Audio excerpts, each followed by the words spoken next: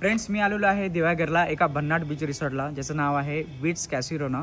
इथली वाईब आहे एकदम फ्रेश आणि समुद्र आहे फक्त 2 मिनिटाच्या अंतरावरती। आय एम शुअर तुम्ही इथं आल्यानंतर तुम्हाला पुन्हा रिटर्न जाण्याची इच्छाच होणार नाही।